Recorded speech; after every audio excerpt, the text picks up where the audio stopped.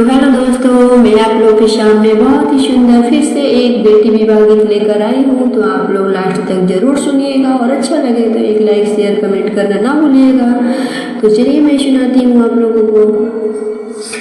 9 लाख सोना में सहिहाई कवना पापा, 9 लाख सोना में सहिहाई कवना पापा, खोजिहा में पढ़ल दामाद ए पापा, खोजिहा में सर्विस दामाद ए पापा, कहवा में पैबू बेटी 9 लाख सोनावा हो, कहवा में पैबू बेटी 9 लाख सोनावा हो, कहवा में पढ़ल दामाद ए बेटी, कहवा में सर्विस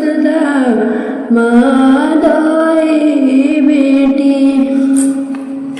सुनरा की घोड़ी पापा 9 लाख सोनावा हो, कॉलेज में पढ़े ले दामाद ए पापा, शहर में सर्विस दामाद ए पापा, कैसे के चिन्हब बेटी 9 लाख सोनावा हो, कैसे के पढ़ल दामाद ए बेटी, कैसे के सर्विस दामाद ए बेटी।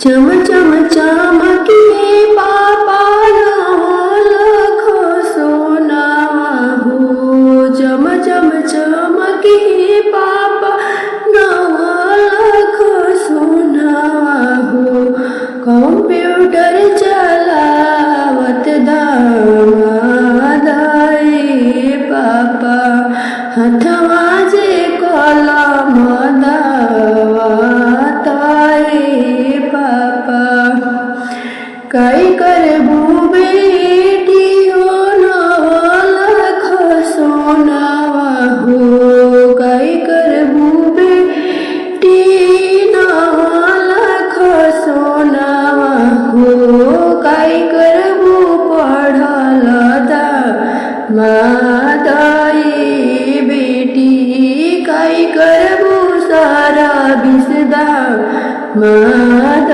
ए बेटी।